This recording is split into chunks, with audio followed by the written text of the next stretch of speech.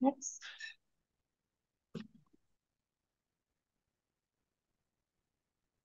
Untuk anggota kelompok eh, tiga sendiri ada Bismillah Hanifa, Nining, Yatinayu, Wiyana, Nurkalis Nabila, Salita, Risti, dan Syafira Ayunda.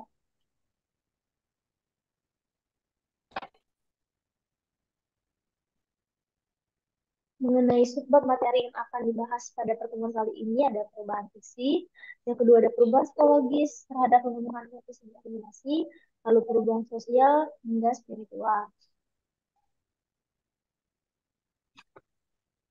Ya, bisa langsung masuk ke materi, saya serahkan ke.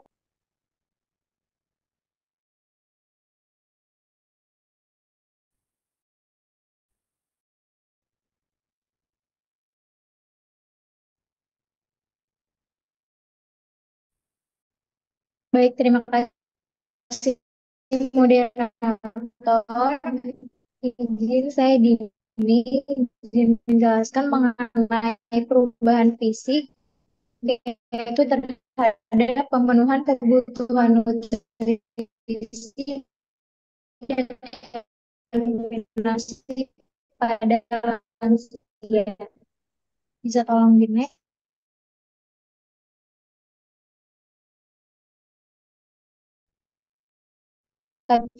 Semakin bertambahnya usia ini kan perubahan fisik yang terjadi pada lansia ini kan semakin kelihatan ya di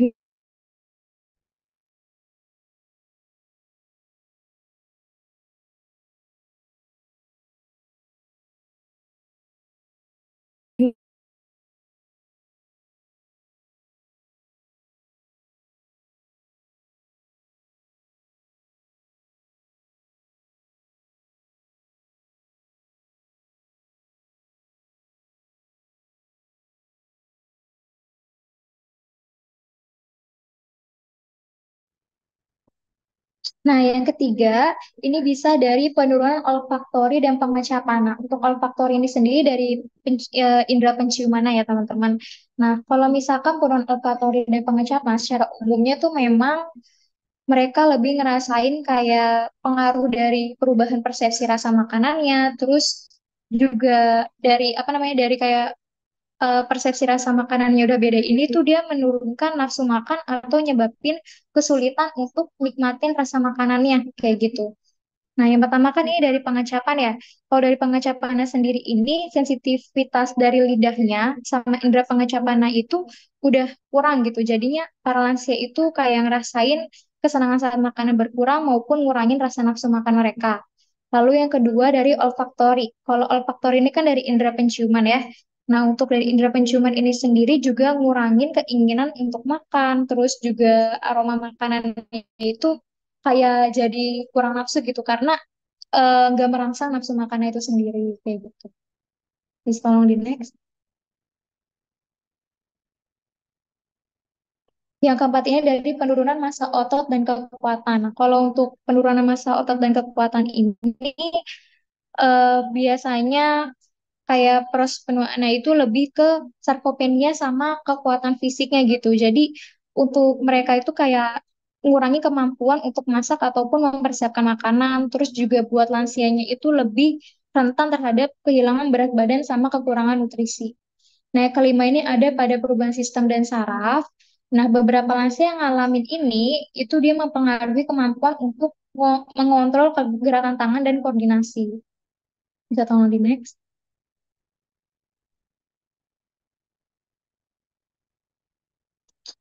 Nah, tadi teman-teman kan udah lihat ya beberapa pengaruh perubahan fisik terhadap pemenuhan nutrisi. Nah, oleh karena itu, ada kayak beberapa pola makan yang dianjurin ya untuk mencegah terjadinya malnutrisi atau kekurangan nutrisi yang berdampak negatif pada lansia karena ada perubahan fisik. Kayak gitu, yang pertama ini kita bisa dengan pola makan yang sehat pada lansia. Nah, pola makan yang sehat pada lansia itu kita perlu penerapan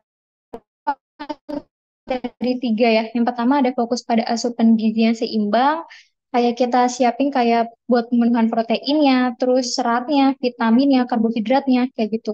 Terus yang kedua kita bisa memperhatikan porsi makanannya. Kayak untuk ngatur makanan lansianya itu, jumlah makanannya itu harus diperhatiin kayak gitu, harus cukup. Kayak misalkan dalam sehari nih, dianjurin untuk makan utamanya itu 3 kali, terus diselingin sama cemilan-cemilan kayak gitu. Dan kita bisa jadwalin dan porsiin nutrisi hariannya yang tercukupi seperti itu.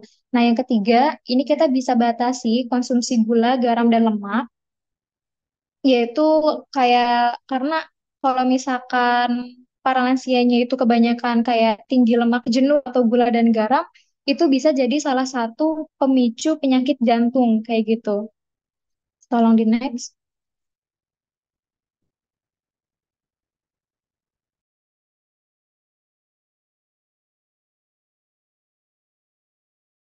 Ya, baik. Selanjutnya adalah pengaruh perubahan fisik terhadap pemenuhan kebutuhan eliminasi pada lansia.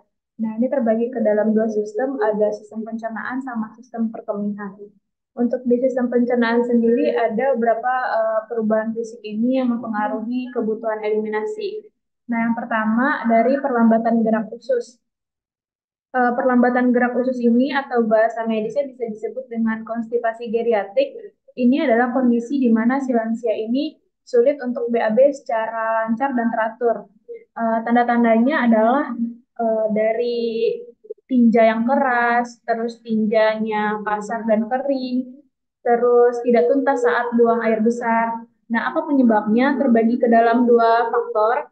Yang faktor pertama itu dari perubahan fisiologis karena usia, yaitu ada penurunan mobilitas usus, penurunan sekresi cairan usus, penurunan kekuatan otot rektum. Lalu dari faktor lainnya ada dehidrasi. Kenapa dehidrasi? Karena umumnya lansia ini kurang minum air putih gitu. Lalu selanjutnya kurang aktivitas fisik. Jangankan lansia, kita aja kalau misalnya kurang aktivitas fisik atau kurang olahraga, pasti nanti dalam buang air besarnya itu sulit atau ada konstipasi gitu ya, karena si ususnya ini tidak bergerak atau bekerja secara semestinya. Lalu selanjutnya diet rendah serat. Kenapa diet rendah serat? Karena lansia ini umumnya banyak pantangan dalam makanan, jadi serat yang diterima itu tidak cukup, sehingga bisa menyebabkan sembelit nantinya. Lalu penggunaan obat-obatan tertentu, gangguan kesehatan mental, depresi, penyakit neurologis, dan gangguan endokrin. Dari semua penyebabnya ini, dampak yang ditimbulkan oleh lansia adalah nantinya sembelit atau konstipasi, lalu dehidrasi. Yang ketiga ada malnutrisi. Nah, malnutrisi di sini bisa kekurangan atau kelebihan nutrisi. Kekurangan karena si lansia ini tadi adanya diet rendah serat, dehidrasi gitu ya. Lalu kalau misalnya kelebihan nutrisi karena si tinja ini tidak dapat dikeluarkan, jadi mau makan juga udah kenyang gitu. Selanjutnya dampak yang keempat ada sepsis. Sepsis ini adalah respon tubuh terhadap infeksi itu berlebihan, jadi dia menyerang anggota-anggota tubuh yang sehat. Itu bisa menyebabkan nantinya peradangan organ, bahkan sampai kematian.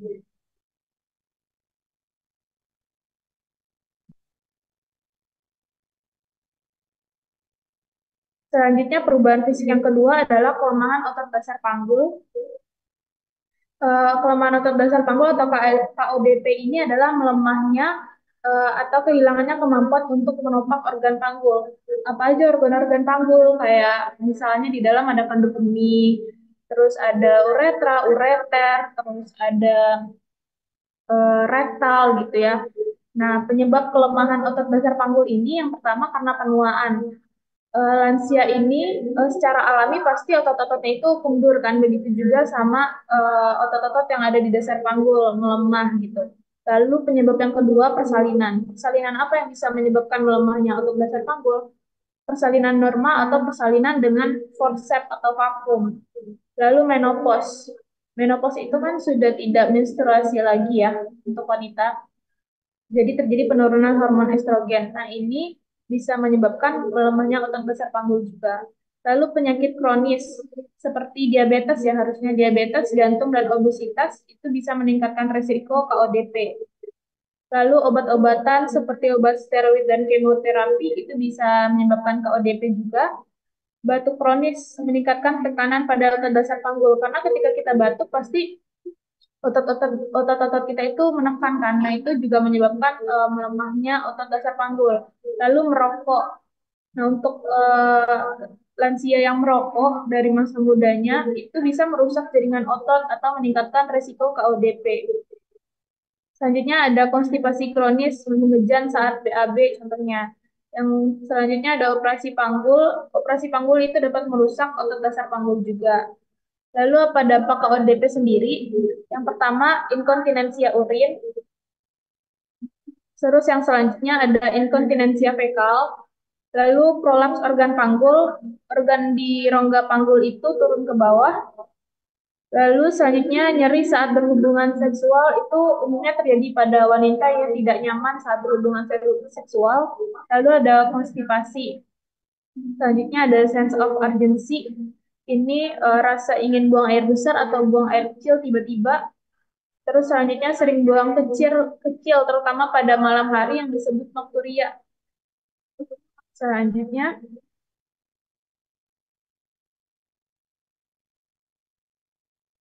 Selanjutnya ada penurunan sensitivitas rektum, yaitu berkurangnya kemampuan untuk merasakan dorongan untuk buang air besar.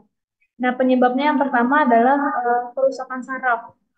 Karena saraf yang mengontrol sensasi di rektum itu dapat rusak karena usia, diabetes, atau penyakit neurologis lainnya.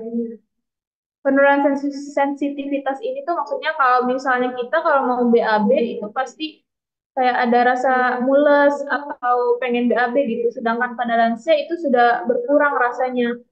Nah, penyebabnya itu tadi karena kerusakan saraf, lalu karena obat-obat nyeri atau obat antidepresan itu dapat menyebabkan sembelit dan mengurangi sensitivitas juga. Lalu penyakit pencernaan kayak sindrom iritasi usus besar atau IBS dan penyakit divertikular. Itu ada benjolan atau tumor di dinding usus besarnya atau biasanya kalau berlanjut itu hemoroid. Lalu selanjutnya kurang aktivitas fisik dan perubahan pola makan kayak makan sedikit serat dan sedikit cairan gitu ya. Terus dampak dari sensitivitas ini sendiri ada tadi konstipasi, inkontinensia fekal, dan impak emosional karena malu, rasa malu karena konstipasi atau dikit-dikit BAB gitu, dikit-dikit ke toilet. Nah, si lansia itu merasakan impak emosional berupa frustasi dan depresi karena konstipasi. Selanjutnya dari sistem perkemihan terbagi ke dalam tiga perubahan fisik juga. Yang pertama ada penurunan fungsi ginjal atau nefropati geriatrik. Itu ginjal kehilangan kemampuan untuk menyaring darah dan membuang limbah dari tubuh. Ini dapat menyebabkan berbagai masalah kesehatan. Kenapa fungsi ginjal itu menurun? Yang pertama karena penuaan ya. Ginjal itu juga bisa menyusut sesuai dengan berkembangnya usia gitu. Terus selanjutnya ada penyakit kronis seperti diabetes, hipertensi, dan penyakit jantung. Selanjutnya ada dehidrasi. Yang keempat ada obat-obatan, obat antiinflamasi nonsteroid atau OAINS, dan antibiotik tertentu kayak penggunaan obat-obat dalam jangka panjang atau dosis tinggi. Selanjutnya, penyakit ginjal polikistik itu penyakit turunan yang diturunkan dari orang tua, itu menyebabkan kista tumbuh di ginjal gitu. Selanjutnya, obstruksi saluran kemih. Ada batu ginjal atau pembesaran prostat ini kan menyumbat saluran kemih dan menyebabkan kerusakan ginjal. Dampaknya, yang pertama ada retensi air dan garam. Jadi nanti karena ginjalnya sudah tidak berfungsi dengan baik, maka tidak dapat membuang air dan garam ini dengan benar, sehingga menyebabkan retensi air dan garam di dalam tubuh. Nah, ini bisa menyebabkan pembengkakan, tekanan darah tinggi, dan gagal jantung. Lalu selanjutnya penumpukan limbah ginjal, karena ginjal sudah tidak berfungsi dengan semestinya, maka ginjal juga tidak dapat membuang limbah secara benar gitu, sehingga terjadi penumpukan limbah di dalam darah yang nantinya bisa menyebabkan mual, muntah, kelelahan atau kehilangan nafsu makan. Selanjutnya anemia. Kenapa anemia? Karena ginjal kan mempunyai hormon yang membantu memproduksi sel darah merah ya. Nah, ketika ginjal ini tidak berfungsi lagi, maka tubuh tidak memproduksi cukup sel darah merah gitu. Lalu selanjutnya kelemahan tulang. Ginjal ini juga mengatur kadar kalsium dan fosfor di dalam darah. Jika sudah tidak berfungsi secara normal atau secara semestinya, kadar kalsium atau kadar fosfor dalam darah ini menjadi abnormal sehingga terjadinya kelemahan tulang. Lalu yang kelima, penurunan fungsi kognitif. Tadi di nomor 2 ada penumpukan limbah. Nah, itu berpengaruh ke penurunan fungsi kognitif karena penumpukan limbah di dalam darah ini mempengaruhi fungsi otak dan menyebabkan penurunan fungsi kognitif. Karena kan darah juga dialirkannya ke otak ya. Jika ada penumpukan limbah, maka otaknya juga terganggu. Jadinya terjadi penurunan fungsi kognitif. Selanjutnya ada penurunan kapasitas kandung kemih atau bahasa medisnya yaitu ada sistokop atau inkontinensia urin. Ini di mana kondisi kandung kemihnya secara bertahap tidak mampu lagi untuk menampung urin gitu. Yang penyebabnya karena penuaan, karena bertambahnya usia, terus otot-otot kandung kemihnya juga melemah. Ini menyebabkan kandung kemihnya tidak mampu mengembang dan menampung urin sebanyak sebelumnya gitu. Selanjutnya penyakit kronis sama saja kayak diabetes, hipertensi, dan penyakit Parkinson. Parkinson ini kan menyerang saraf, jadinya dapat merusak saraf dan otot di kandung kemih, uretra juga. Lalu yang ketiga obat-obatan. Obat-obatan diuretik atau obat-obat penenang ini meningkatkan frekuensi buang air kecil hingga memperburuk si sistokop ini. Lalu operasi panggul. Operasi di area panggul itu dapat merusak otot saraf dan kandung kemih, otot saraf kandung kemih di uretra. Selanjutnya ada prolaps organ panggul. Ini ketika organ-organ panggul kayak rahim, kandung kemih, lalu rektum itu turun ke bawah karena otot dasar panggul yang lemah nggak mampu lagi untuk menopang. Makanya ini mempengaruhi kapasitas untuk menampung urin. Apa dampaknya? Yang pertama sering buang air kecil. Karena si lansia dengan sistokop ini pasti uh, buang air kecilnya lebih sering, terutama malam hari. Terus keinginan BAK yang tiba-tiba karena keseringan buang air kecil, ingin juga buang air kecil secara tiba-tiba. Lalu selanjutnya kebocoran urin. Kebocoran urin ini kayak misalnya ketika lansia batuk, bersin atau tertawa tiba-tiba udah ngompol gitu. Itu yang dimaksud dengan kebocoran urin. Lalu nyeri saat buang air kecil, infeksi saluran kemih. Yang keenam jatuh, jatuh karena lansia terburu-buru nih ke toilet pengen buang air kecil. Terus depresi.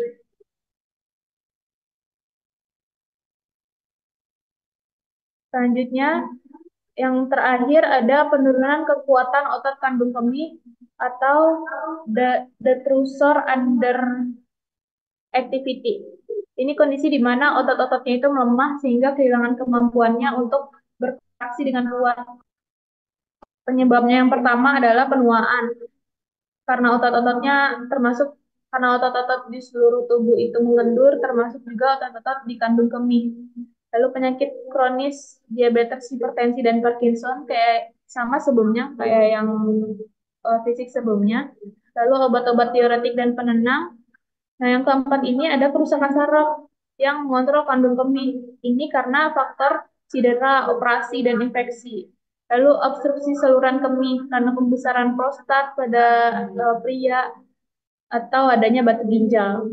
Apa dampaknya? Yang pertama, misi tertunda, sulit, atau lansia ini mungkin perlu waktu yang lama untuk buang air kecil dan sulit untuk memulai buang air kecil. Lalu yang kedua, aliran urin lemah. Karena aliran urin yang lemah merasa tidak puas setelah buang air kecilnya. Lalu infeksi saluran kemih tidak dapat mengosongkan kandung kemih secara sepenuhnya. Lalu retensi urin, jatuh, dan depresi.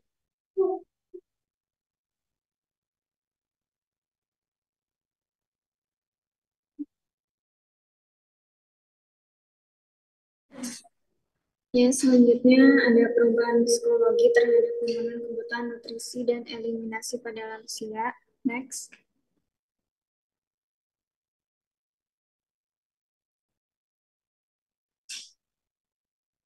Yang pertama ini pemenuhan nutrisi, yaitu ada depresi dan anoreksia. Depresi pada lansia seringkali dikaitkan dengan penurunan nafsu makan dan berat badan. Berdasarkan hasil studi yang pernah dilakukan, didapatkan 135 lansia, yaitu laki-laki 73 orang dan perempuan 62 orang yang tinggal di panti sosial. Kebanyakan dari lansia tersebut adalah lansia yang tidak memiliki anggota keluarga. Kesepian akan sangat dirasakan oleh lansia yang hidup sendirian. Tanpa anak, kondisi kesehatannya yang rendah, tingkat pendidikannya rendah, dan rasa percaya diri rendah. Dari beberapa penyebab tersebut, itu bisa timbul depresi. Depresi dapat mengakibatkan anoreksia yang pada gilirannya menyebabkan kekurangan nutrisi yang diperlukan tubuh. Yang kedua ini ada kehilangan memori, yaitu gangguan kognitif seperti demensia menyebabkan lansia kesulitan dalam merencanakan dan menyelesaikan tugas sehari-hari, termasuk makan dan minum. Mereka seringkali lupa makan atau minum, atau kesulitan menyiapkan makanan yang sehat, lupa makan atau makan berlebihan, lupa cara menyiapkan makanan bergizi. Hal ini juga berpengaruh pada asupan nutrisi harian yang tidak mencukupi atau berlebih. Next. Selanjutnya ada perubahan persepsi rasa, yaitu perubahan psikologis dan penurunan fungsi sensorik dapat mengubah persepsi rasa. Penurunan fungsi sensorik dapat mengubah cara tubuh merasakan sensasi, misalnya membuat makanan tampak kurang menarik dan mengurangi asupan nutrisi penting. Selanjutnya ada isolasi sosial, yaitu perasaan kesepian dan isolasi sosial dapat mengurangi motivasi untuk makan dengan baik, karena makan seringkali merupakan aktivitas sosial. Isolasi sosial dapat mengarah pada malnutrisi akibat kurangnya dukungan dalam pola makan yang sehat. Selanjutnya yaitu ketergantungan dan kecemasan. Ketergantungan pada orang lain untuk makanan dapat menyebabkan kecemasan tentang apakah mereka akan menerima makanan yang cukup dan sesuai kebutuhan. Hal ini dapat mempengaruhi pola makan dan asupan nutrisi. Ketergantungan pada caregiver atau anggota keluarga untuk makanan dapat mengurangi rasa kontrol individu terhadap pilihan makanan mereka. Jika makanan yang diberikan tidak sesuai dengan preferensi atau kebutuhan nutrisi mereka, hal ini dapat menyebabkan ketidakpuasan dan bahkan penolakan untuk makan. Next. Oke, selanjutnya ini yang berkaitan dengan dengan eliminasi. Nah, yang pertama itu ada kaitan dengan depresi dan kebiasaan buang air besar. Seperti yang kita tahu, lansia ini sangat rawan terkena depresi karena karena kelemahan tubuh, terus habis itu kurangnya penghasilan, terus habis itu merasa kesepian. Nah, pada saat lansia merasa depresi, ini dia ada kemungkinan untuk tidak mempunyai energi buat melakukan ke apa kegiatan sehari-hari untuk melakukan ADL-nya. Nah, contohnya ini tuh salah satu ADL kan buang air besar. Nah, kadang tuh lansia udah tahu nih aku pengen, misalkan dia pengen BAB. Tapi karena rasa depresi, dia nggak sanggup, nggak punya energi untuk melakukan itu semua. Jadilah dia menunda untuk membuang air besar. Nah, itu bisa menyebabkan sembelit pada lansia. Terus habis itu ada kecemasan dan kontrol kandung kemih. Nah, kecemasan ini seperti yang kita tahu ya, kalau kita lagi cemas biasanya gampang kebelet pipis gitu-gitu kan. Nah, ini bisa memperburuk kondisi inkontinensia urin pada lansia. Oke, bisa di next.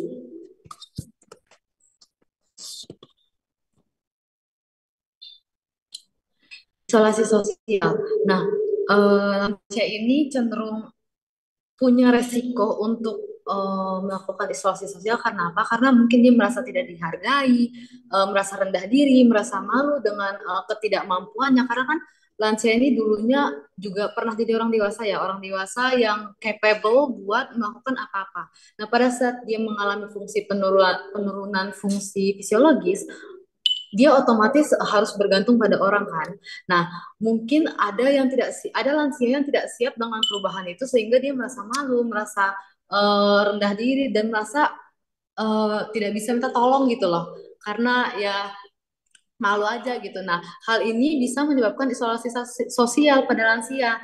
Nah, isolasi sosial inilah yang nggak baik buat lansia ini kalau kita nggak concern ke dia. Kenapa? Karena dia jadi nggak mau cerita apa yang dia butuhin termasuk untuk memenuhi kebutuhan eliminasinya. Contohnya dia contohnya harus dibantu nih, harus dibantu BAB atau harus dibantu buang air kecil, dia nggak mau, terus akhirnya dia tahan-tahan, akhirnya jadi inkontinensi urin, akhirnya dia sembelit. Nah, balik lagi ke masalah yang tadi ya, terus habis itu demensia dan pola eliminasi. Nah, kadang tuh ada lansia yang demensia itu dia lupa cara BAB, lupa cara BAK, lupa cara dan kapan waktu untuk melakukan eliminasi. Nah, itu kan nggak baik juga ya, untuk pola eliminasinya bisa jadi berantakan. Nah, ini tadi akibatnya kalau misalkan demensia menyebabkan inkontinensia atau sembelit. Next. Nah, ini sekarang masuk ke intervensinya. Intervensinya tuh yang pertama ada pendekatan holistik. Jadi pendekatannya ini nggak cuma kita lihat secara fisik ya, kita harus melihat secara psikologis juga. Kita wawancara, kita tanya gimana kita deketin apa yang ibu rasain, apa yang bapak rasain, apa yang si lansia ini rasain, sehingga kita bisa mengetahui apa core problemnya lansia ini dan kita bisa membantu mengatasi masalah psikologis ke lansia sehingga membuat si lansia ini mau terbuka dengan ketergantungannya ke kita dan kita bisa membantunya untuk memberikan intervensi yang lebih efisien dan efektif. Terus habis itu ada dukungan sosial. Nah, kita harus mendukung lansia ini ya secara emosional dan ya secara emosional supaya menciptakan lingkungan yang lebih mendukung bagi lansia untuk melakukan perubahan positif dalam kebiasaan makan.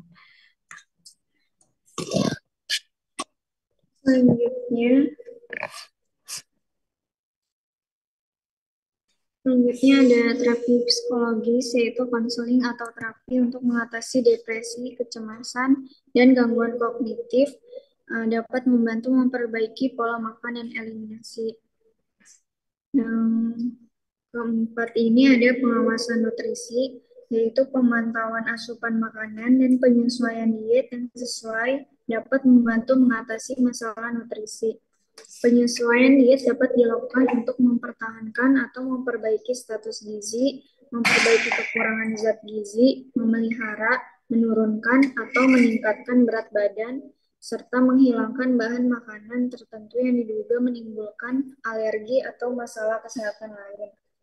Next. Yang terakhir ini ada pelatihan dan pendidikan, yaitu memberikan edukasi kepada lansia dan pengasuh mereka tentang pentingnya nutrisi dan pola eliminasi yang sehat dapat meningkatkan kualitas hidup mereka. Nutrisi yang baik sangat penting bagi lansia karena mereka sering mengalami perubahan metabolisme dan kebutuhan gizi yang berbeda dibandingkan dengan kelompok usia yang lebih muda.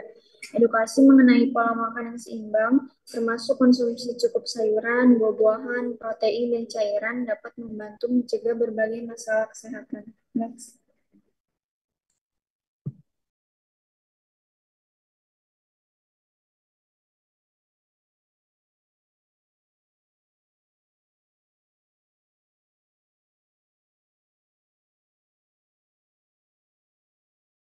Oke, untuk selanjutnya di sini akan ada perubahan sosial terhadap pemenuhan kebutuhan nutrisi dan eliminasi pada lansia di sini. Oke, di sini sebenarnya ada teori sosial dalam proses penuaan di mana juga berpengaruh terhadap perubahan sosial. Ini yang pertama ada teori interaksi sosial, di mana di teori interaksi sosial seperti halnya tadi yang sudah dijelaskan mengenai adanya perubahan fisik, psikologis yang membuat kemungkinan kemampuan prestasi dan juga kekuasaan dari lansia ini berkurang sehingga di teori interaksi sosial ini dari lansia itu cenderung untuk mengikuti perintah dan juga mungkin cenderung kayak istilahnya mengikuti perintah dan juga pasif.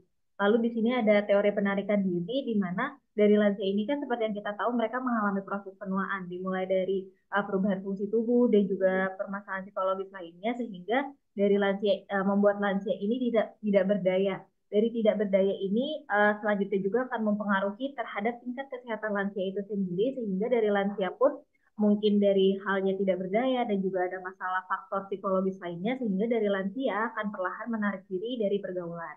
Lalu di teori aktivitas ini di mana uh, bahwa penuaan yang sukses itu tergantung juga bagaimana dari seorang lansia puas untuk melakukan aktivitas, baik itu juga aktivitas sehariannya dan juga bagaimana dari lansia ini rutin melaksanakan aktivitas tersebut. Mungkin bisa di next, Kak.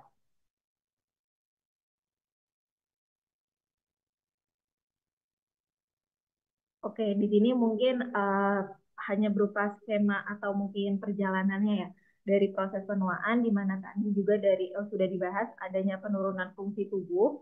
Dari penurunan fungsi tubuh ini kan menyebabkan kondisi fisik lansia mengalami perubahan sehingga dari lansia yang tadinya bisa semuanya itu menjadi tidak berdaya. Terus juga dari penurunan fungsi tubuh ada juga tadi dibahas mengenai masalah psikologis dari lansia itu sendiri dan di sini pada perubahan sosial itu terjadi keterpisahan lansia dengan keluarga. Bisa karena dari keluarga ini itu udah tinggal udah berpisah atau mungkin keluarganya udah kerja atau mungkin ditinggal meninggal dunia juga dari keluarga si lansia ini sehingga lansia tersebut mengalami masalah psikologis.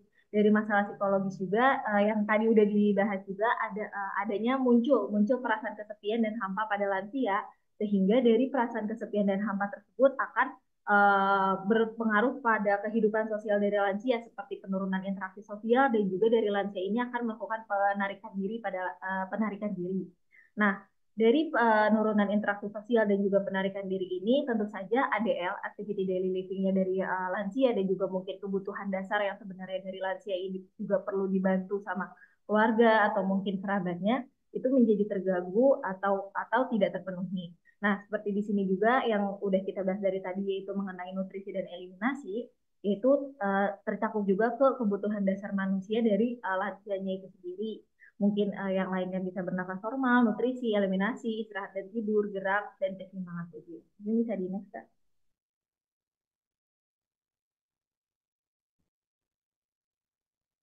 Oke, di sini ada pengaruh perubahan sosial terhadap pemenuhan nutrisi, di mana yang pertama itu terkait perubahan pola makan dari gaya hidup sendiri. Mungkin karena tadi juga udah dibahas terkait gaya hidup ini kan dari lansia ini dari ada penurunan fungsi tubuh dan juga ada pengaruh sosialnya juga sehingga dari gaya hidupnya pun mulai berubah gitu. Sehingga dari lansia kebanyakan mungkin akan melewatkan waktu makan atau memilih makanan cepat saji yang kurang bergizi.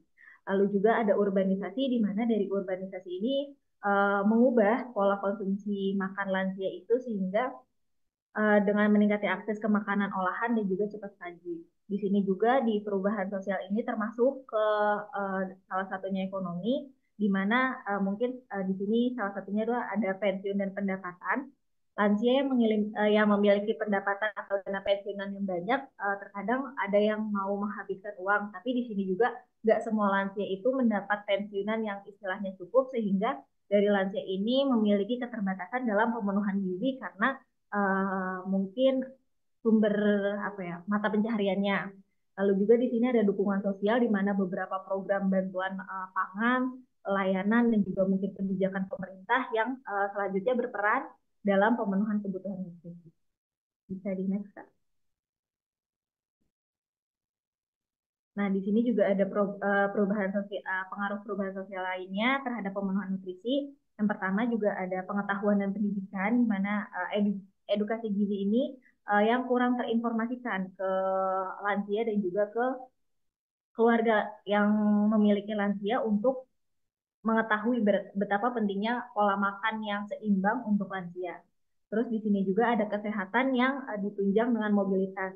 Nah, di sini ada kondisi kesehatan, misal salah satu lansia itu memiliki gangguan penglihatan atau mungkin apa ya keadaan di mana mobilitas dari si lansia ini terbatas sehingga dari lansia itu juga sebenarnya perlu bantuan untuk memenuhi kebutuhan nutrisinya, entah itu mulai untuk belanja, memasak, atau mungkin dari proses untuk makan itu sendiri. Bisa di next, Kak. Oke, baik, saya lanjutkan. Yang terakhir ini ada perubahan sosial terhadap pemenuhan eliminasi. Yang pertama ada tentang kesehatan lingkungan. Perubahan lingkungan ini seperti pindah ke fasilitas perawatan atau perubahan rumah, dan ini dapat mempengaruhi akses lansia ke fasilitas yang memadai untuk eliminasi, misal toiletnya berubah, terus toiletnya agak kotor atau gimana. Selanjutnya ada kebersihan dan sanitasi. Nah, eh, faktor sosial yang mempengaruhi standar kebersihan dan sanitasi ini juga sangat penting ya. Dalam lingkungan yang bersih, yang kurang bersih atau fasilitas yang tidak memadai, lansia juga mungkin akan menghadapi masalah ini seperti yang tadi sudah saya sebutkan. Dia akan merasa tidak nyaman atau merasa jijik dengan lingkungan yang ada. Selanjutnya ada kesehatan fisik dan penyakit. Yang pertama ada penyakit kronis. Um, Perubahan sosial yang mempengaruhi perawatan medis atau pengobatan yang bisa berpengaruh pada manajemen penyakit yang dideritanya ini. Selanjutnya ada obat-obatan. Nah, konsumsi obat-obatan yang lebih tinggi pada lansia juga dapat mempengaruhi pola eliminasi. Perubahan dalam kebijakan kesehatan atau akses ke pelayanan kesehatan bisa mempengaruhi kemampuan manusia untuk mendapatkan obat-obat yang biasa dia konsumsi atau biasa dia perlukan.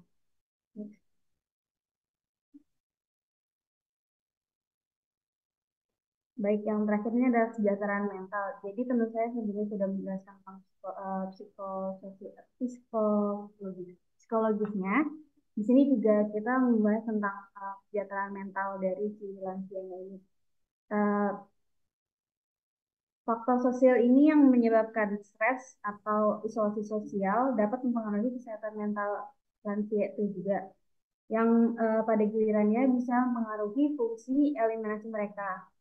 Nah, lansia yang merasa kesepian atau stres mungkin akan mengalami gangguan pencernaan atau masalah eliminasi yang serius.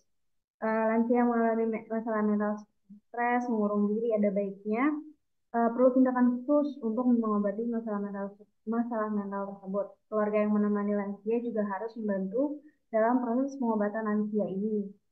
Dan dengan adanya dukungan dari keluarga, maka lansia juga tidak akan merasa kesepian. Next.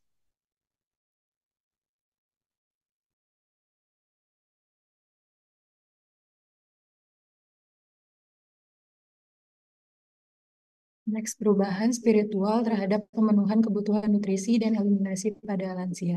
Next.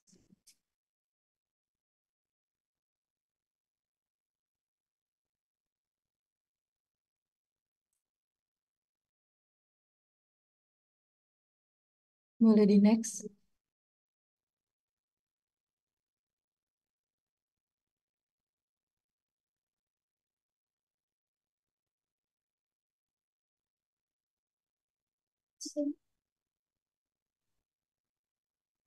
Kesejahteraan spiritual merupakan suatu kondisi boleh di back dulu.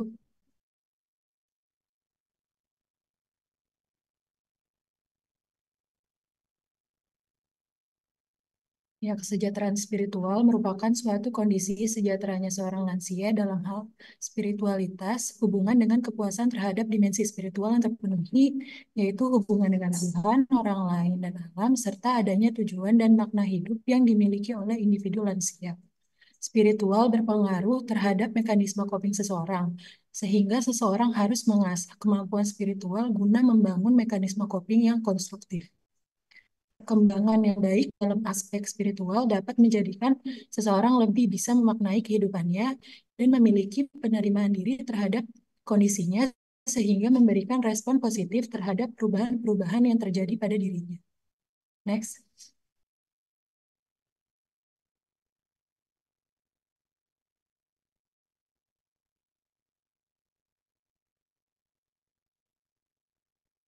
Ya, selanjutnya ada pengaruh perubahan spiritual terhadap pemenuhan nutrisi dan eliminasi pada lansia.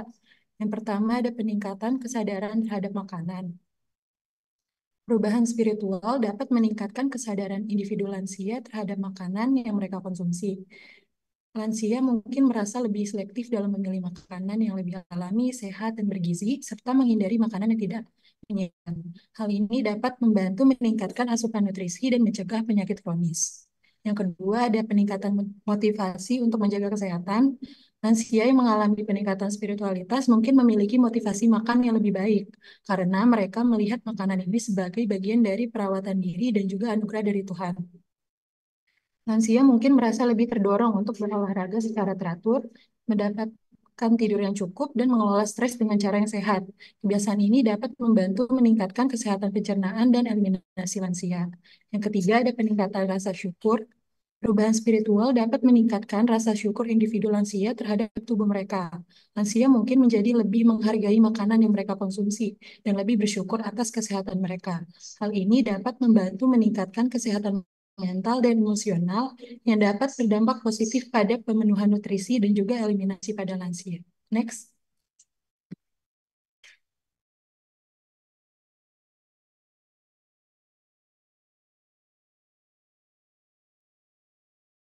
Ya, selanjutnya yaitu ada penerapan prinsip spiritual dalam kebiasaan makan. Jadi, dalam beberapa tradisi spiritual itu memiliki prinsip-prinsip tertentu tentang makanan, seperti melakukan puasa ataupun memilih diet tertentu sesuai dengan tradisi pada keyakinan-keyakinan tertentu. Seperti menjadi vegetarianisme dalam agama tertentu. Nah, penerapan prinsip-prinsip ini juga dapat membantu individu untuk membuat pilihan makanan yang lebih sehat untuk dikonsumsi dan bisa mempengaruhi asupan nutrisi dan meningkatkan kesehatan pada pencernaannya. Lalu yang selanjutnya yaitu ada ketenangan dan kesejahteraan. Nah, aspek spiritual ini dapat memberikan rasa ketenangan dan kesejahteraan yang mendalam pada diri lansia.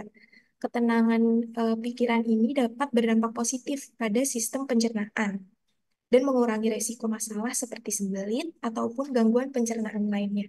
Next slide.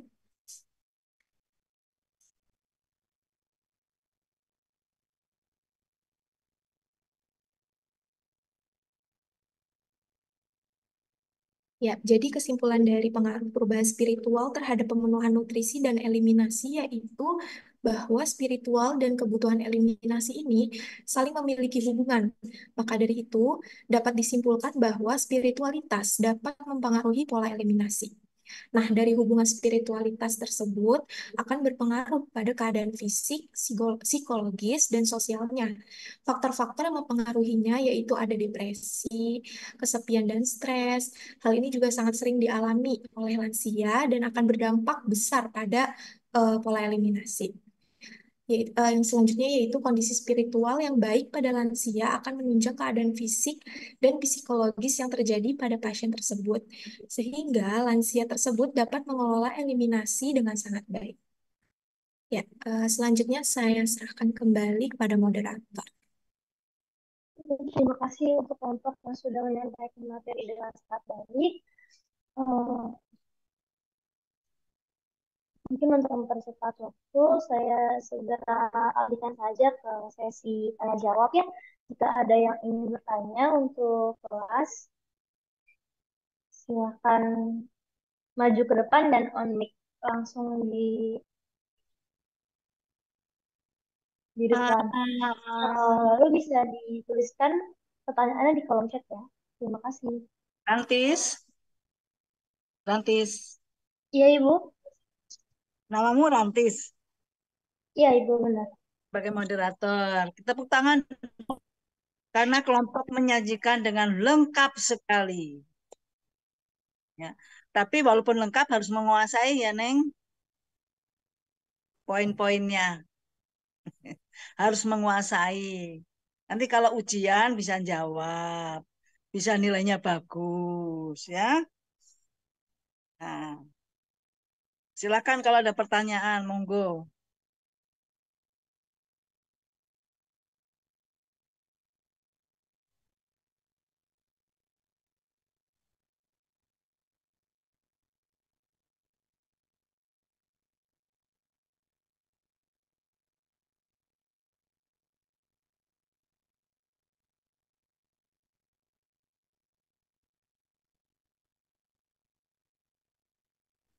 Ya, untuk kali ini saya buka untuk 3 pertanyaan terlebih dahulu. Jika ada yang ingin bertanya, boleh silakan langsung maju ke depan ya.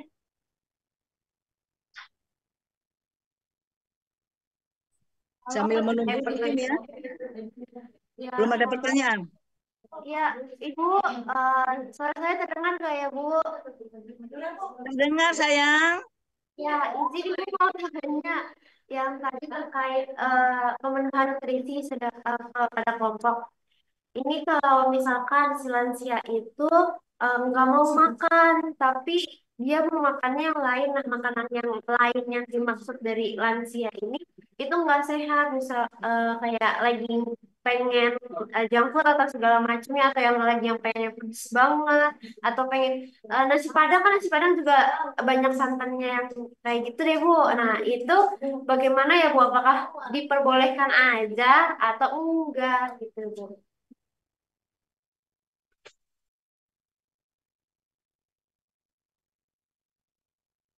Oh iya, baik. Jadi sudah masuk nanti malam, mungkin ditunggu sampai ada 2 pertanyaan lagi ya, baru kelompok endok sekaligus. Jika ada yang ingin... Langsung 3-3 dulu ya, Rantis. Ya, baik, Ibu.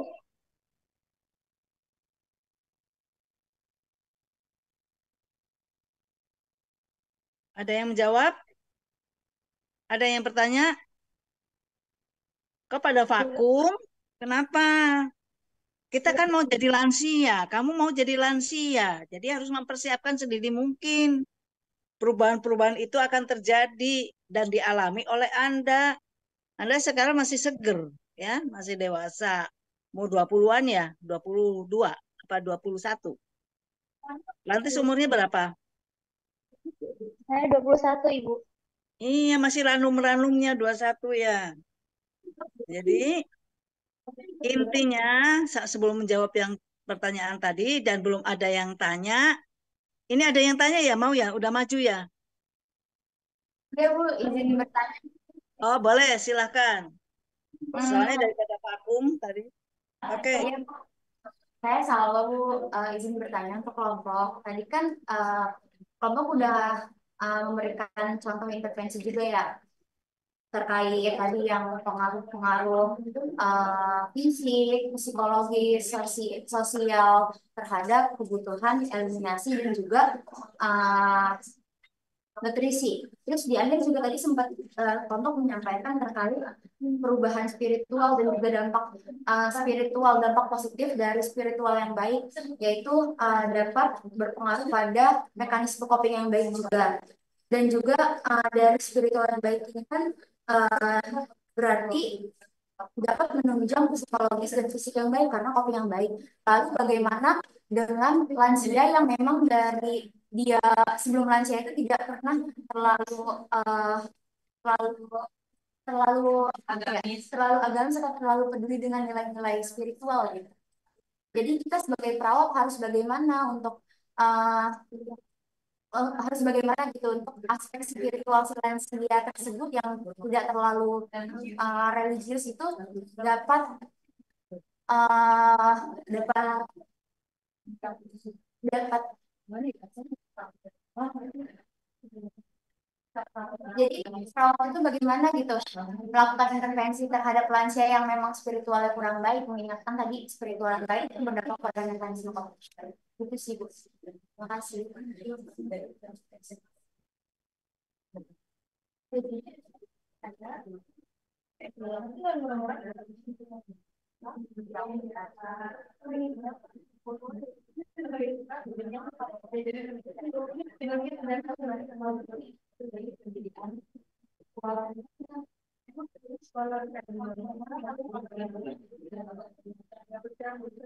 Oh iya, baik. Terima kasih selalu atas pertanyaannya. Jadi selalu bertanya ya, intinya kayak bagaimana nih perubahan spiritual yang berdampak pada lansia yang memang dari awalnya tuh beliau tidak terlalu religius. Nah, peran apa yang bisa dilakukan perawat dalam membantu aspek religius pada lansia tersebut seperti itu ya. Masih dibuka untuk 1 pertanyaan lagi. Jika ada yang ingin bertanya, boleh silakan langsung maju ke depan.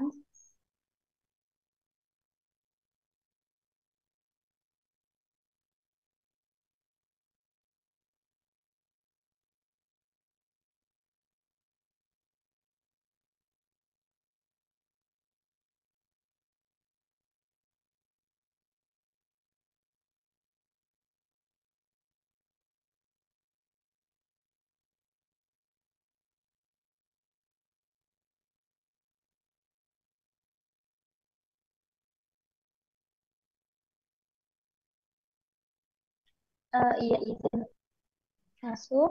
Eh, untuk satu pertanyaan masih dibuka, namun agar tidak membuang-buang waktu, mungkin kelompok boleh menjawab ya, jika ingin menjawab.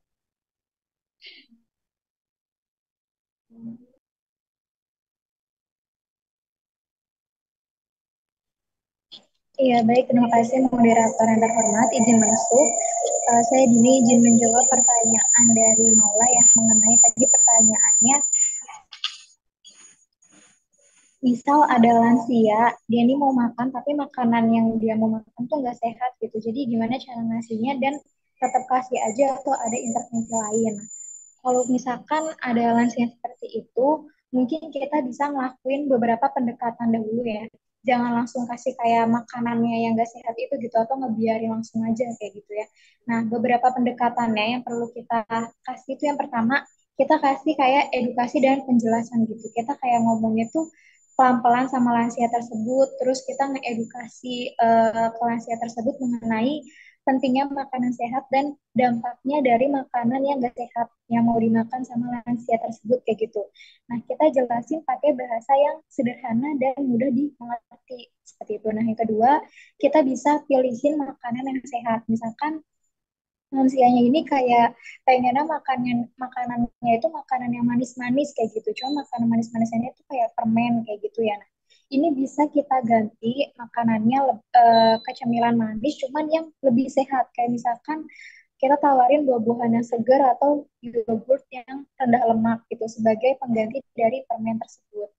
Nah, yang ketiga, kita bisa ngelakuin pendekatan kayak komunikasinya nih komunikasi ke lansianya tersebut itu dengan tenang sama lebih ke pengertian gitu. Jadi kita bicaranya itu lebih sabar kayak gitu. Terus yang keempat, kita bisa libatin keluarganya juga. Karena kalau misalkan di lansia itu kan yang dibutuhin mereka itu kan support dari keluarga terdekatnya kayak gitu ya.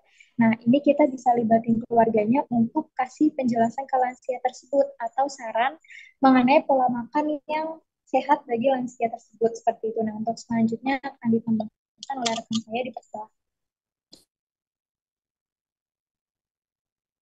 Ya baik, izin saya Nurhalisa Nabila izin menambahkan jawaban dari Dini ya. Jadi selain yang sudah disebutkan oleh Dini tadi, selanjutnya itu adalah adanya modifikasi diet. Jadi kita harus bisa menyarankan lansia tersebut itu untuk mengganti makanan yang dari tidak sehat menjadi alternatif yang lebih sehat lagi tanpa menghilangkan sepenuhnya makanan favorit mereka dengan contoh seperti semisal lansia ini tuh suka dimsum. Nah, dimsum itu kan terbuat dari kulit dimsum yang dimana terbuat dari tepung, lalu dalamnya itu terbuat juga dari daging ayam yang udah diolah. Nah, itu tuh kita bisa membuat inovasi lagi yang dimana kulit dimsum ini semisal bisa diubah menjadi rice paper, lalu dalamannya itu kita bisa pakai olahan dari sayur-sayuran supaya dimsum tersebut bisa menjadi lebih sehat lagi untuk lansia tersebut. Lalu selanjutnya yaitu ada monitoring. Nah, monitoring ini dilakukan untuk pemantauan rutin terhadap asupan makanan dan kesehatan lansia untuk memastikan kepatuhan terhadap saran diet tersebut. Ya, sekiranya cukup jawaban dari kami. Apakah sudah terjawab?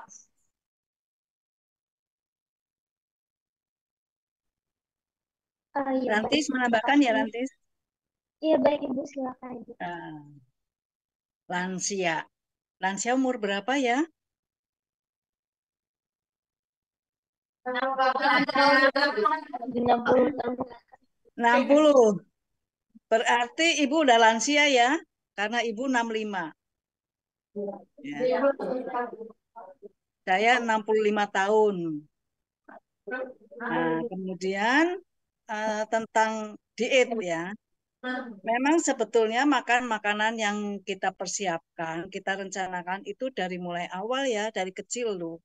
Dulu dari bayi, anak-anak, remaja, dewasa, lansia. Terpapar oleh semua makanan ya. Kemudian pada lansia, tapi kita tahu ya bahwa makanan yang harus kita konsumsi adalah 4 sehat, 5 sempurna. Itu titik itu aja patokannya. Jadi betulkah saya sudah mengkonsumsi makanan 4 sehat, 5 sempurna?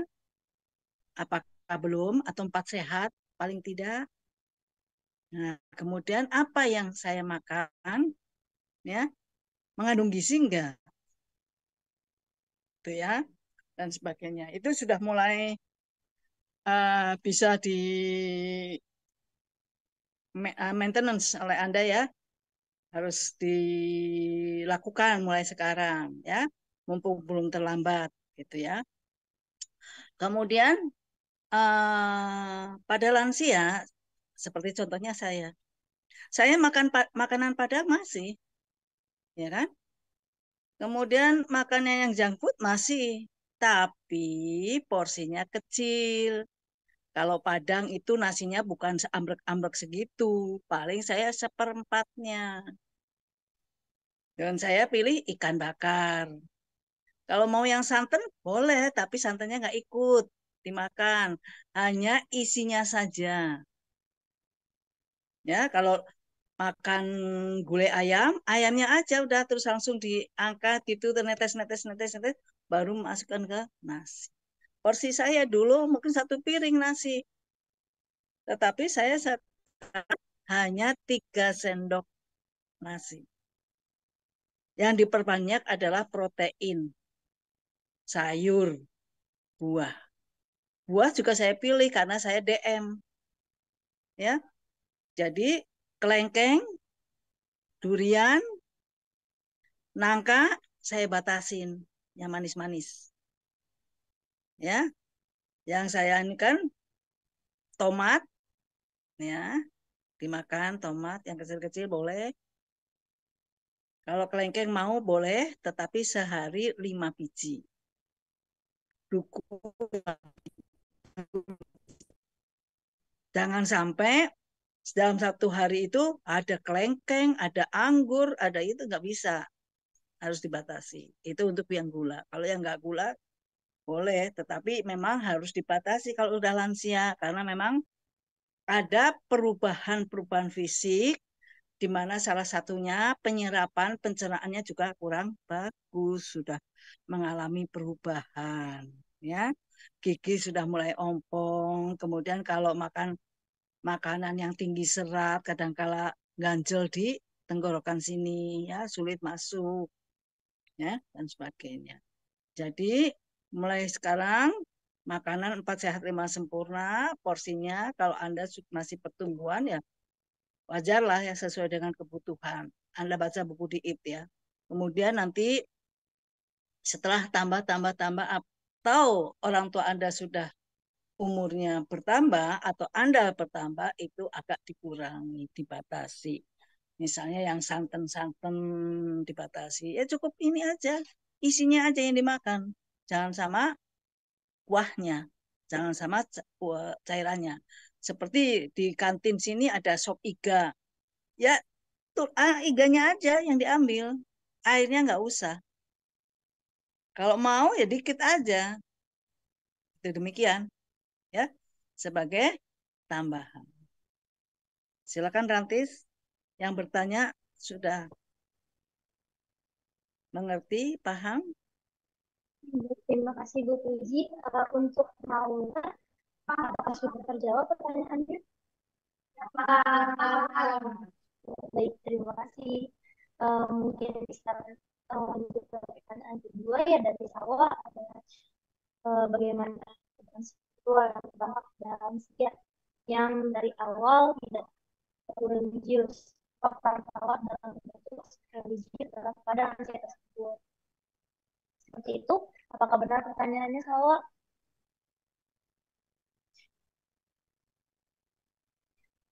Ya betul. Untuk kelompok bisa segera dijawab. Ya, mau ketemu siapa, Baik, Pak? izin masuk Ibu Ini dan berapa? teman-teman. Iya. Saya di sini izin menjawab pertanyaan dari Sawa mengenai perubahan spiritual pada lansia. Apa yang kita bisa bantu kepada lansia yang memang spiritualnya dari awal tidak bagus gitu ya. Yang pertama tentunya kita BHSP dulu, bina hubungan saling percaya. Jadi ajak si lansia ini untuk ngobrol, terus tunjukkan rasa hormat dan empati terhadap keyakinan lansia meskipun kita sama lansianya berbeda keyakinan.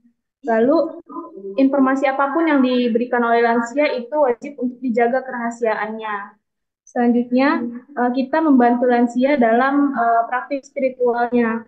Bantu lansia dalam beribadah, contohnya menemani pada saat beribadah atau membantu mereka berdoa kalau misalnya kita satu kepercayaan gitu. Sediakan juga bahan-bahan bacaan seperti Al-Quran atau kitab suci atau buku doa.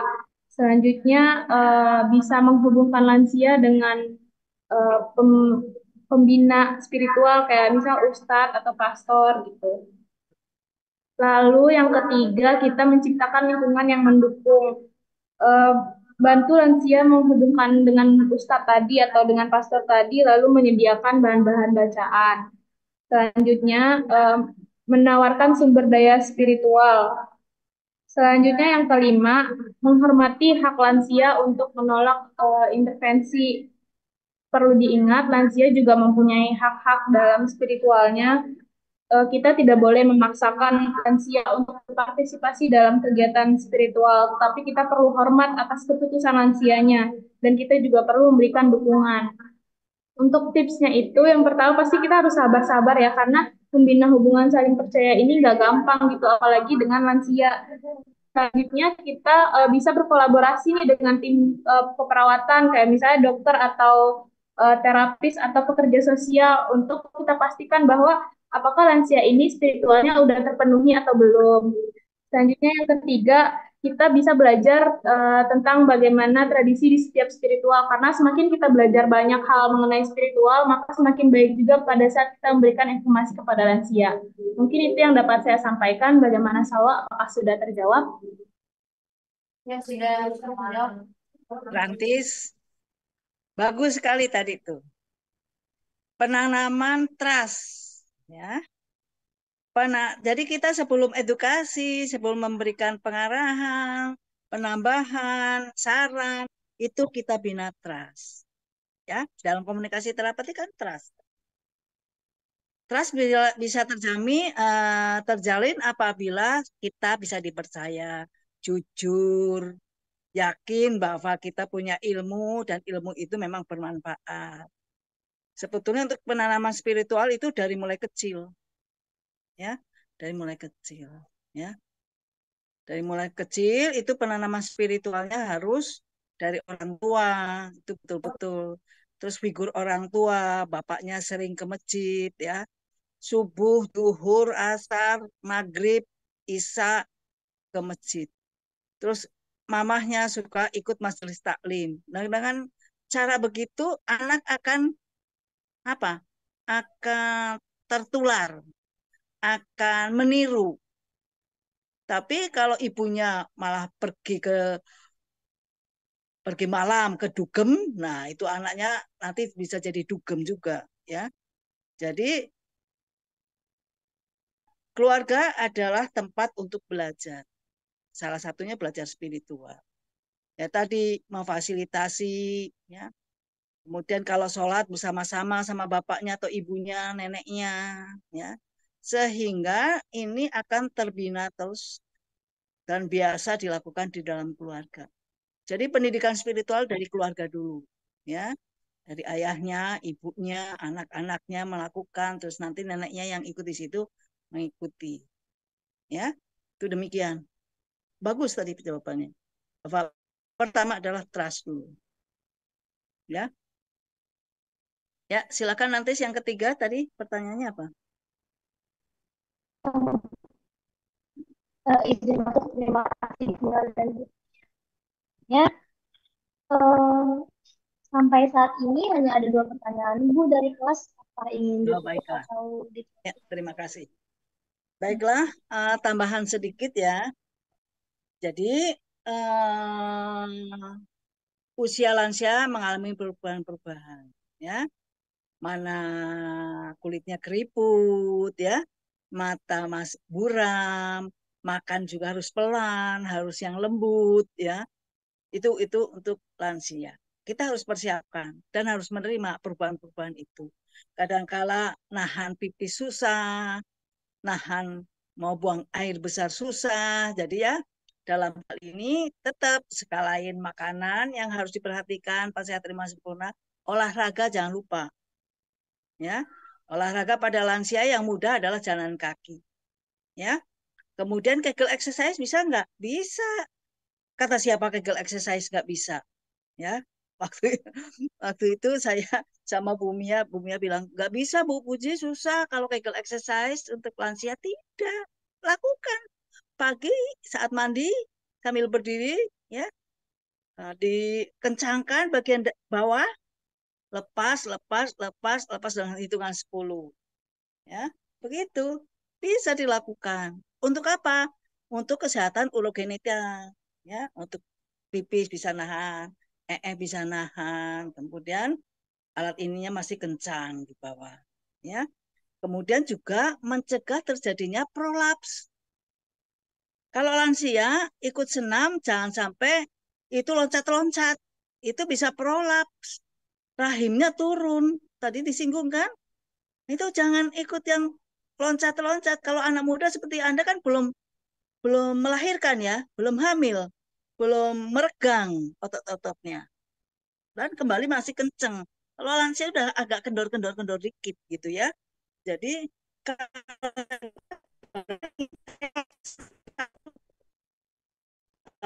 loncat-loncat. Karena apa?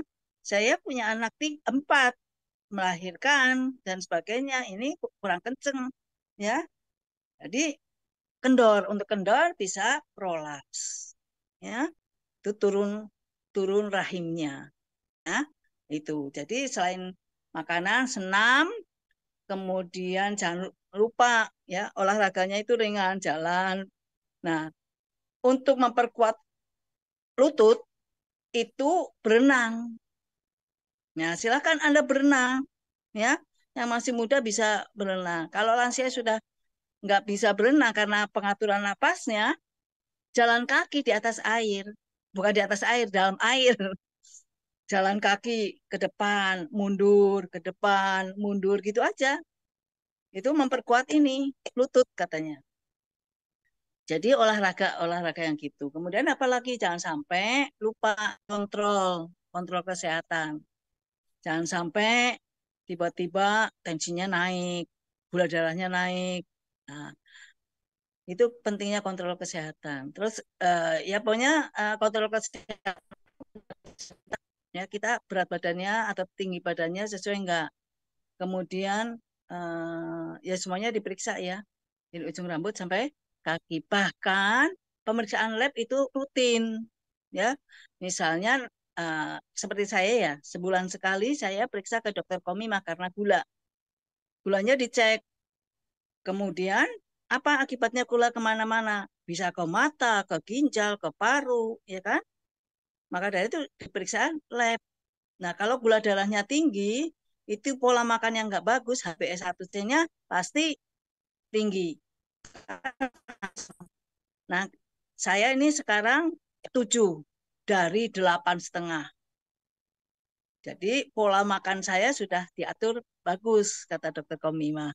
Pertahankan gitu. Itu kan gambaran makan bagi lansia 3 bulan. Ya, misalnya Januari, Februari, Maret, saya periksa. Gitu kan, HbA1c-nya.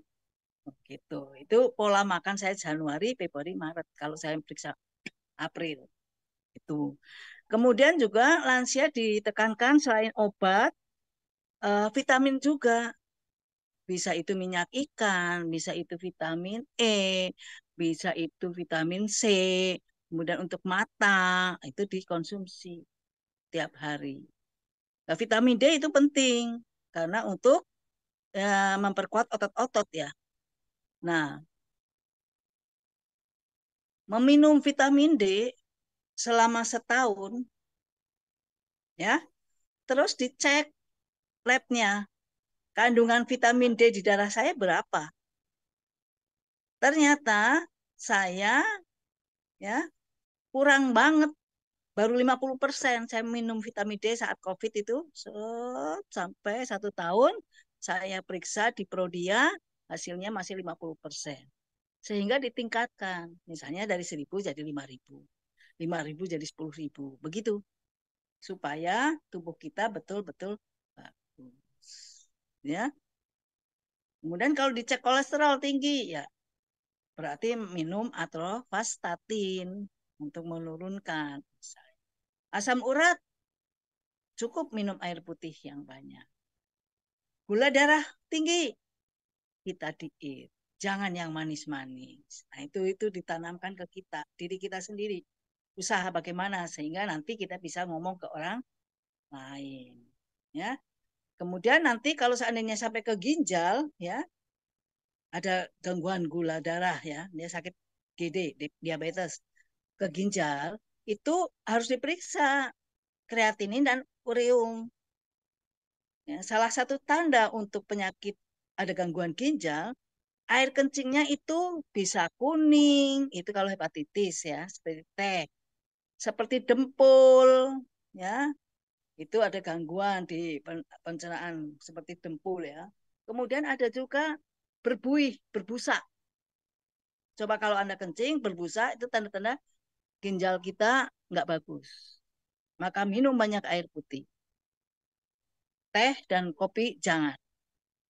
Itu, ya. Jadi pada diri sendiri, marilah kita hidup sehat.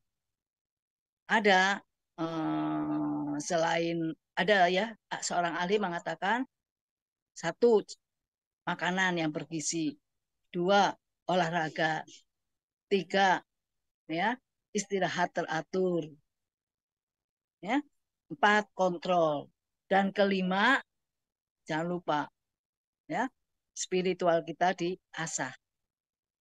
Itu. Saya pernah baca itu di mana ya? Rumah sakit di Mekah Madinah kosong, nggak ada pasien. Kenapa? Ya, ternyata mereka berobatnya pakai cara Islam. Misalnya saya sakit perut misalnya. Cukup minum air putih, kemudian baca Al-Fatihah, terus minum. Terus saya pernah baca juga ada dokter, bukan hanya seorang dokter mempelajari tentang pengobatan-pengobatan yang menggunakan keislaman. Ya, jadi dia merasa tergerak karena banyak obat yang pakai mbak babi itu. Jadi jadi dia ketakutan. Jadi dokter itu mempelajari tentang bagaimana pengobatan alternatif yang tidak menggunakan zat-zat kimia yang menggunakan babi. Itu tambahannya. Sudah, Rantis, silakan. Bagaimana kalau ada pertanyaan, silakan, boleh. Terima kasih. Mas jika dari Udah tidak ada ya? Iya. Udah tidak ada. Ya. Saya lansia 65. Ya. Di rumah itu sendirian. Anak saya berpencar. Satu di Cikarang, satu di Tangerang, satu di Ho Chi Minh. Ya. Anak 4, tapi yang satu keguguran jadi 3. Perempuan semua. Saya hidup sendirian di rumah. Tapi apa? Perhatian anak ada. Jadi tiap malam, ya setelah sholat maghrib, ya atau setelah isya, video call, ya mengenai keadaan kita. Kemudian kalau enggak pakai WA atau video call. Tadi pagi-pagi saya setelah subuh, cucu saya yang ngirim video lagi nyanyi-nyanyi. Yang aku ini nyanyi-nyanyi. Dia pakai Instagram, dikirim ke saya. Saya ini anak yang di Ho Chi Minh dia bisa anak TK masih TK sebelum TK tuh dia kirim itu selalu kirim ya itu pagi-pagi kenapa dia udah kirim nah, itu dengan demikian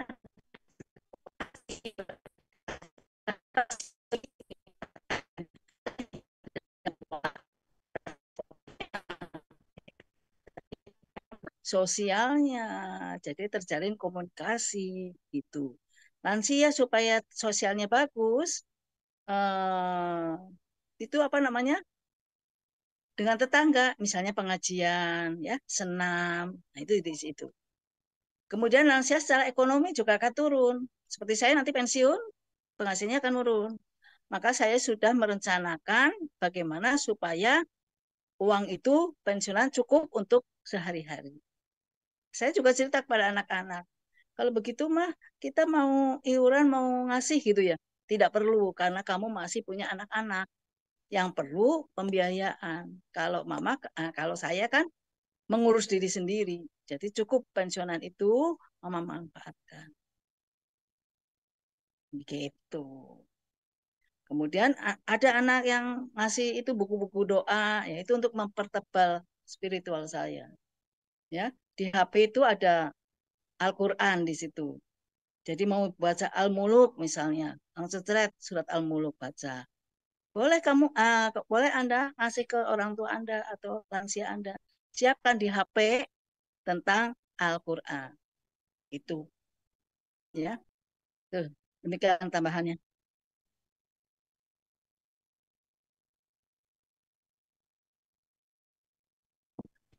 Baik, Terima kasih. ya. Ya. Baiklah, mungkin ditutup ya. Nanti saya tutup ya. Ibu akhiri sekian, kalau nggak ada pertanyaan, tolong nanti makalahnya dikumpulkan dalam print out ya, makalah ini, sehingga nanti kalau ujian saya akan berpijak ke situ. Oke? Ibu akhiri sekian, wabillahi taufiq wal hidayah, wassalamualaikum warahmatullahi wabarakatuh. Waalaikumsalam warahmatullahi wabarakatuh. Terima kasih, Bu. Terima kasih. Ibu Liv ya.